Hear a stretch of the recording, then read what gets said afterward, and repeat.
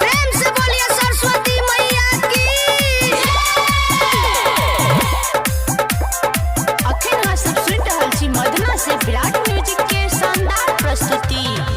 हड़ताल तोहर हम मूर्ति बैठलियो, पंडित बोलाई के पूजा करलियो, हाथ जोड़ के अर्जी लगलियो, तैयो दसमा में हम फेल भेलियो, तैयो दसमा में हम फेल भेलियो, तैयो दसमा में हम फेल भेलियो, हम फेल भेलियो। सुनू शारद मैया है दही न आई बेरा हमारो हो पास कराई।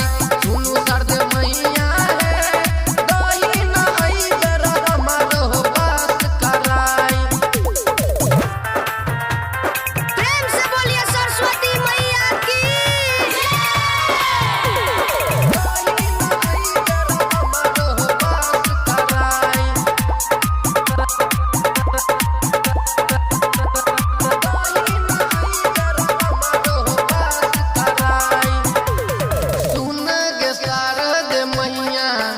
संगी साथी मरै रोज ताना, संगी साथी मरै रोज ताना, सुने के शारद मैया संगी साथी मरै रोज ताना।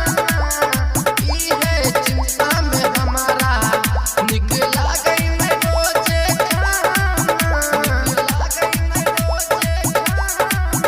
निक लागै नै रोज खाना। सुनू शारद मैया है दही न आई बेरा हमारो हो पास कराई। सुनू शारद मैया है दही न आई बेरा हमारो हो पास कराई। प्रेम से बोलिए सरस्वती मैया की। दही न आई बेरा हमारो हो पास कराई।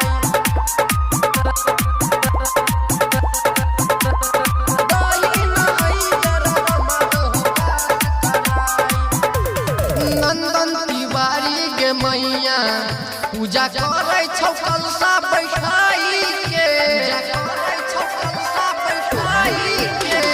नंदन तिवारी के मैया पूजा करे छौ कलशा बैठाई के। राइटर राजन सुभाषवा देते